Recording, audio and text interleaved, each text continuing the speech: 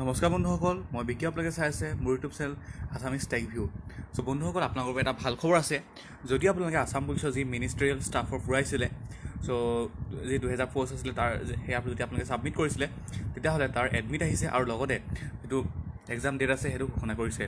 চ' বলক তেতিয়া আজি ভিডিঅ'টো আৰম্ভ কৰিছোঁ।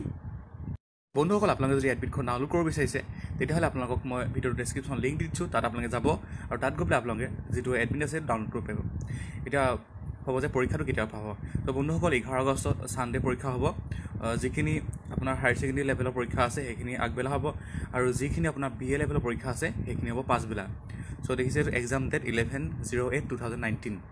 Admit card release date 5। তো 5 তাৰিখৰ পৰা আজি যিখিনি এডমিট কাৰ্ড আছে সেইখিনি আপোনালোকে ডাউনলোড কৰিব পাৰিব। পষ্টখিনিতো আপোনালোকে জানে কি কি আছিলে: UDA একাউণ্টেণ্ট, ষ্টেন'গ্ৰাফাৰ, লোৱাৰ division assistant, bench assistant, typist, etcetera. এতিয়া চাওঁ এডমিট কাৰ্ডটো কি হ'ল। তো আপোনালোকে যদি এপ্লিকেশ্যন ID পাহৰি যায়, তেতিয়াহ'লে আপোনালোকে তাত ফোন নাম্বাৰটো দি আপোনালোকৰ যিটো এপ্লিকেশ্যন ID আছে তাত এইটো চাৰ্চ কৰিব পাৰিব। ইয়াৰ উপৰি এইটো দেখিছে ৰেজিষ্টাৰ্ড মোবাইল নাম্বাৰ, তো চাৰ্চ কৰিব পাৰিব। ইয়াৰ উপৰি হেল্পলাইন নাম্বাৰ দিছে। এই নাম্বাৰকেইটাত আপোনালোকে 3টাত আপোনালোকে ফোন কৰিব পাৰিব, 9 AM to 6 PM।